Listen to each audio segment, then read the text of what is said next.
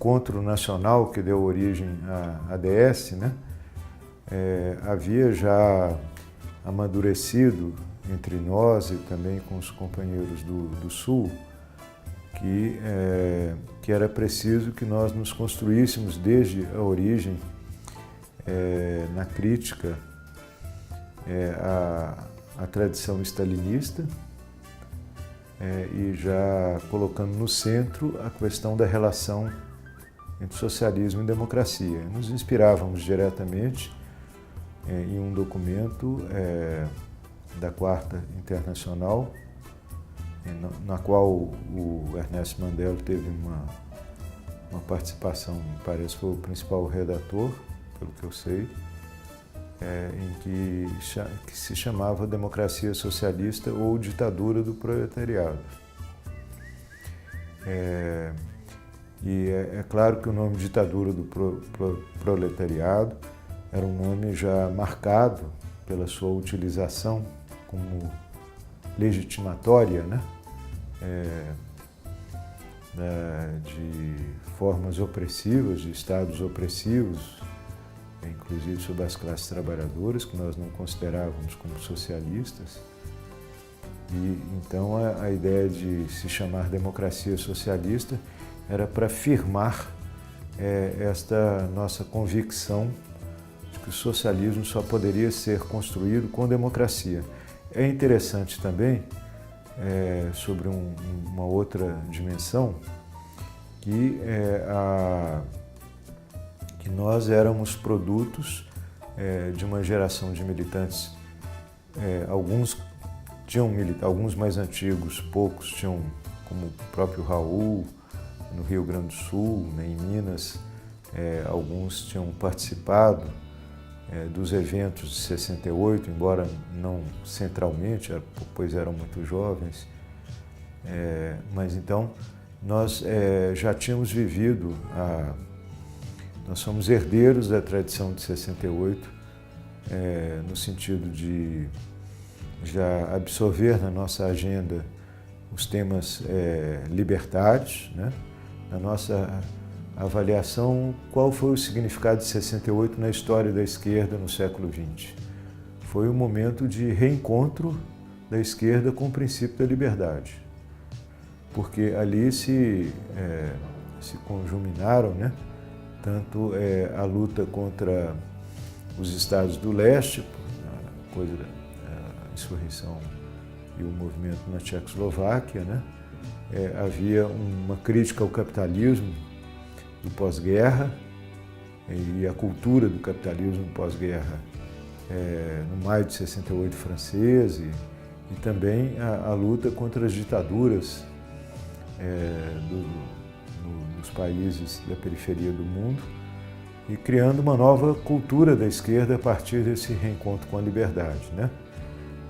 É a partir daí então que o marxismo retoma o seu diálogo com o feminismo, é a partir daí que retoma um diálogo mais universalista com a luta dos povos coloniais, é aí que o processo de desestalinização se dinamiza, se torna mais forte. É aí, inclusive, que há um novo encontro com os valores da esquerda com as novas juventudes que estavam lutando contra a guerra do Vietnã. É aí que se forma, inclusive, um valor da paz como um valor importante para a esquerda e também uma ideia do internacionalismo, né, surgindo com força. Então nós éramos produtos dessa geração pós-68 que vinha imediatamente após a grande matança de toda uma geração da esquerda que houve no Brasil, né? Após o fechamento de 68 e com a repressão às organizações de esquerda, que não apenas aquelas que haviam optado pela luta armada, mas mesmo aquelas que não haviam optado pela luta armada. E nós tínhamos então essa ideia de reenraizar a esquerda. Me lembro que quando nós começamos no movimento estudantil, nosso esforço era de ir ao estudante em sala de aula, né? A ideia de que nós devíamos reconstruir os centros acadêmicos a partir de uma visão de maiorias, né? E não de vanguardas radicalizadas sem relação com maiorias, né? A ideia de voltar à base, de construir um movimento democraticamente, de que a nossa cultura democrática socialista deveria se revelar nas formas mesmas de nossas organizações, de nosso trabalho com os estudantes. É interessante também que essa geração já tem muitas lideranças de mulheres públicas. Eu acho que é uma novidade para a esquerda brasileira. Claro que houve importantes presenças de mulheres na luta histórica da esquerda, né? Na luta social da esquerda, mas é muito interessante que várias lideranças que surgem no movimento estudantil nos anos 70 são mulheres, que se constroem, né?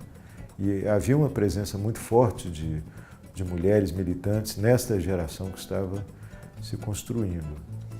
Essa cultura democrática que nós estávamos reconstruindo, inclusive, nos levou a identificar a importância contra a esquerda que havia defendido o voto nulo em 1970 e queria perseverar nesta posição em 1974, nos levou, inclusive, em Minas, já, a defender o voto no MDB como uma maneira de fazer oposição ao regime militar. E chegamos, inclusive, na época, a apoiar eleitoralmente um candidato que concorria pelo MDB, mas era vinculado ao Partido Comunista Brasileiro. Já em meados dos anos 70, então antes da fundação, nós, seguindo essa tradição, essa bela tradição, né, nós começamos a discutir a importância da bandeira da Assembleia Constituinte Democrática como modo de enfrentar o regime militar. Era uma discussão que não era, em geral, feita pela esquerda. Nós achávamos muito importante conceber a luta contra a ditadura militar já como parte da luta democrática, mas fazer essa luta democrática a partir dos nossos valores socialistas e procurar, então, uma compreensão de que nós éramos apenas uma parte do processo de recomposição da esquerda brasileira, de procurar outros grupos que estavam se formando. Nós tomamos contato no meados dos anos 70 com a Brasil Socialista, que era a mais importante tentativa de criar um espaço comum de debate entre o MR8, a AP e a POLOP,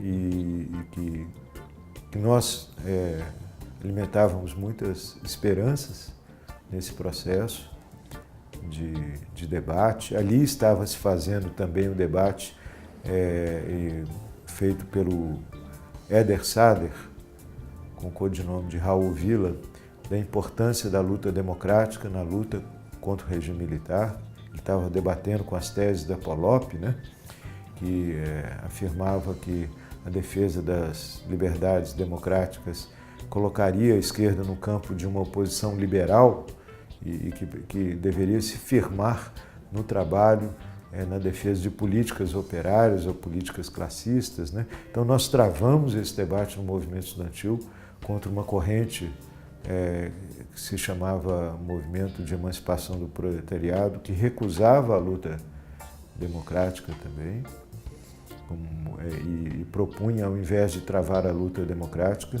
explorar os sentidos anticapitalistas de uma luta contra a política educacional do governo, mas recusava as bandeiras democráticas.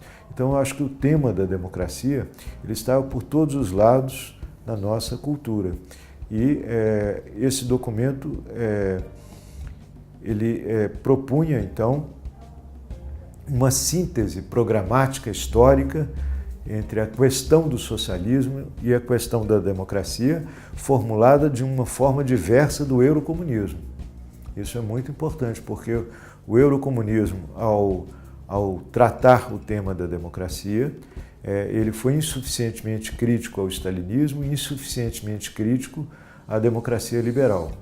Então, ali, nesse documento, que inspirou o nome, já havia a defesa de que na transição ao socialismo deveriam ser respeitados os direitos humanos, que as oposições, desde que dentro da legalidade constituída, né, pela Revolução, deveriam ter os seus direitos, inclusive as oposições burguesas, e que os direitos, que o devido processo legal deveria ser respeitado, que os direitos humanos, os direitos de liberdade de expressão, de religião e todos os direitos, né, deveriam ser respeitados e alargados, inclusive, na medida que há um processo democrático mais profundo, né?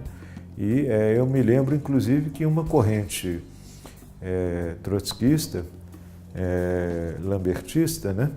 Ligada à liberdade de luta, que se apresentava no movimento estudantil como liberdade de luta, caracterizava esse documento como sendo um documento liberal, por defender liberdades democráticas na transição ao socialismo.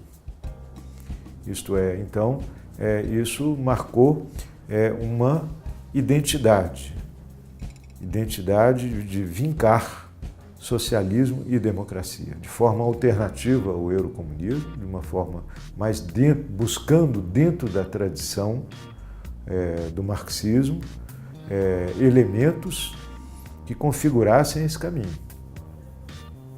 Eu penso que é exatamente essa característica, essa identidade da ADS de buscar socialismo e democracia, que a levará ao processo de construção do PT, de buscar na classe trabalhadora, não a partir de um programa já realizado, de um programa já feito antes da própria classe trabalhadora se organizar, mas conceber um processo mais rico, histórico, de reencontro do marxismo com o movimento operário vivo, então, que nos levou ao Partido dos Trabalhadores e que nos constituiu enquanto uma corrente não dogmática, não fechada no marxismo congelado, e permitiu que, já na própria fundação da ADS, comparecessem várias vertentes da esquerda.